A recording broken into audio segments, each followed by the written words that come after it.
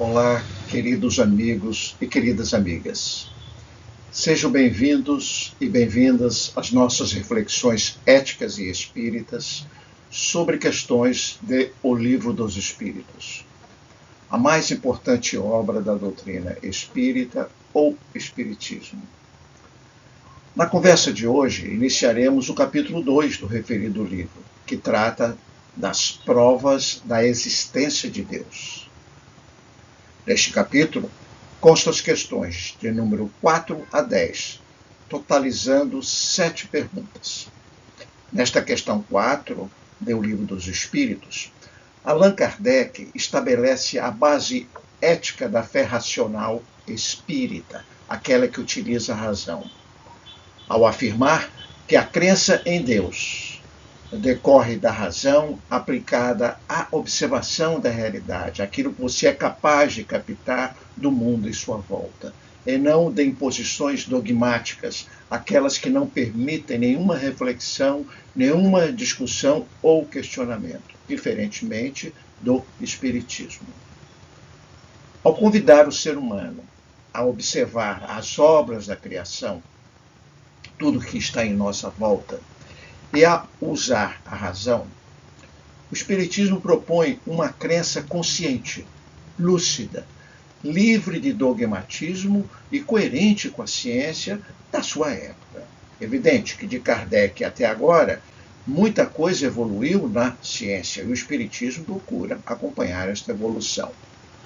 Essa compreensão não é apenas teórica. Ela orienta atitudes concretas no nosso dia a dia, no nosso cotidiano, fortalecendo a responsabilidade moral nossa, o equilíbrio emocional e a confiança na vida, de tudo aquilo que ela nos oferece de bom. O texto sustenta os valores morais decisivos para a conduta espírita. Então a questão diz o seguinte: onde podemos encontrar a prova da existência de Deus? Aonde ela está? E aí vem uma palavra que é importante nós esclarecermos um pouquinho, que se trata de axioma. É um princípio geralmente aceito em qualquer arte ou ciência. É a máxima, é uma sentença. E diz o seguinte: num axioma que aplicais às vossas ciências, não há efeito sem causa. Então tudo tem alguma origem, que é a causa. Procurai a causa de tudo o que não é obra do homem em sua volta. E vossa razão vos responderá. Ou seja, tudo aquilo que não é criação nossa, quem criou? Aí Kardec faz alguns comentários interessantes nessa questão que vale a pena relembrá-los. Para crer em Deus, é suficiente lançar os olhos às obras da criação. O universo existe. Ele tem, portanto, uma causa. Quem criou o universo? De onde vem a sua origem? Do nada? O nada não pode criar tudo o que existe. Duvidar da existência de Deus seria negar que todo efeito tem uma causa. E avançar que o nada pode fazer alguma coisa, já que não existe Deus. É para pensarmos um pouco. É sobre isso que nós vamos conversar. Então, a seguir, nós destacamos os principais aspectos éticos e valores morais contidos nesse ensinamento, nesta relação das provas da existência de Deus. Então, o primeiro é a fé racional como valor moral. Isso é muito forte na doutrina espírita. E o valor ético que nós temos é o uso responsável da razão. Então, o Espiritismo propõe uma fé. Fé é você crer em algo que não é possível ser comprovado. Primeiro, fundamentada na lógica, na razão, e compatível com a ciência. Livre do misticismo cego, aquele da fé cega que você é obrigado a acreditar, muitas vezes gerando medo, né? Moralmente, isso educa o espírito a pensar antes de crer. Eu não posso crer em algo que eu não compreendo, que eu não sei. Então, evitando-se assim o fanatismo e a superstição. Então, para nós crermos em vários princípios doutrinários espíritas, nós temos de estudar muito e compreender naquilo que é possível. Aí nós vamos construindo a nossa fé racional, como a doutrina espírita nos ensina.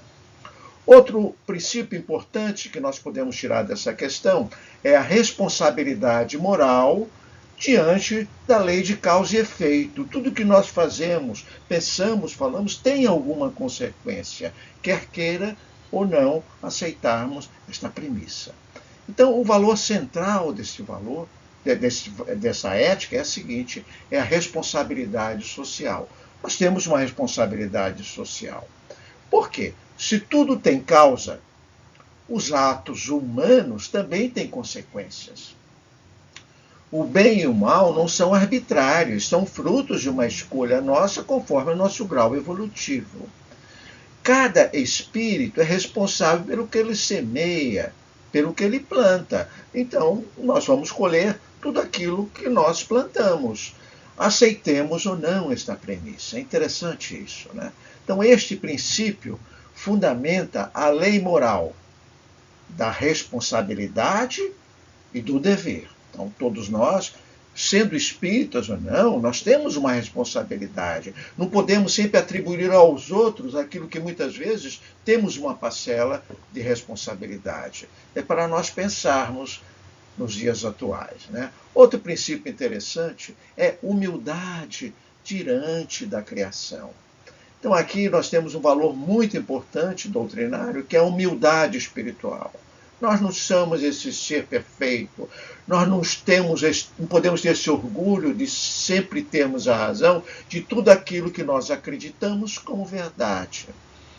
Então é importante o seguinte, nessa passagem diz que para crer em Deus, como Kardec comenta, é suficiente lançar os olhos da obra da criação. Olha em sua volta. O homem criou isto, e de onde vem essa criação? Então, nessa contemplação do universo, nós podemos aprender o seguinte, a pequenez do orgulho humano, a grandeza da inteligência suprema, que podemos chamar de Deus, de Baba, de arquiteto do universo, há várias denominações para isso, mas há uma inteligência suprema. E respeito às leis naturais, coisa que hoje em dia, muitas vezes, é tão desrespeitada, principalmente as leis que regem as nossas relações com a natureza, com tudo aquilo que está em nossa volta.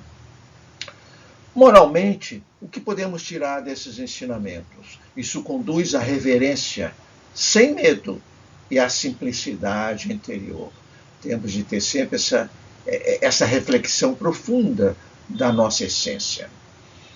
Rejeição do materialismo absoluto, né? Que muitas vezes nega a existência de algo que não seja material.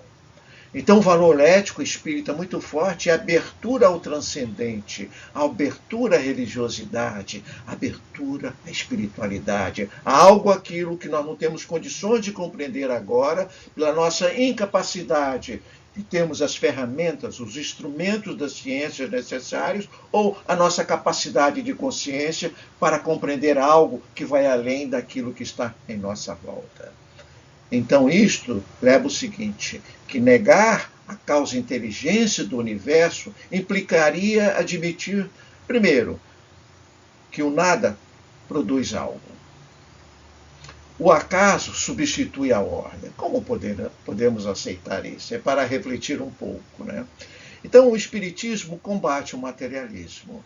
Ele coloca em xeque o materialismo reducionista sem negar a ciência, preservando a dimensão espiritual da vida, essa junção da experiência, da razão, da lógica, da ciência, mas também tendo abertura do aquilo que a ciência não tem a capacidade de explicar agora, é só nós olharmos a evolução da ciência, que um dia ela irá explicar, que é a dimensão espiritual da vida.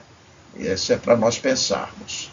Então, a síntese ética, muito importante dessa questão 4 que nós podemos extrair.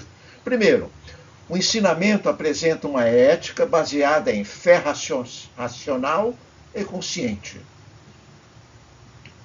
Honestidade intelectual. Temos a humildade de termos com uma compreensão daquilo que nós somos capazes de dar um sentido hoje, mas nós sabemos que é muito limitada, que isto vai ampliando conforme a nossa evolução intelectual, moral, espiritual e também da ciência que nos acompanha. Temos uma responsabilidade moral, hoje tão em falta, né, a nossa realidade do mundo, realidade política, econômica. Humildade diante da criação. Rejeição do fanatismo e do materialismo extremo. Muitas vezes a gente vê o fundamentalismo na própria ciência. E liberdade de consciência. Todos nós, todos vocês têm o direito de acreditar naquilo que é o certo, naquilo que é o justo, naquilo que é o melhor. Finalmente, podemos concluir dessa pequena reflexão, que há muito mais questões, né, que podemos extrair daí, é que em termos morais, esta questão 4 ensina que crer em Deus para o Espiritismo é um ato lúcido da razão. É um compromisso ético com as leis que regem a vida, que podem ser sintetizadas como as leis do amor, também ensinadas por Jesus. O que precisamos é colocá-las em prática. Isso é uma pequena reflexão. Obrigado pela atenção de vocês e esperamos na próxima questão.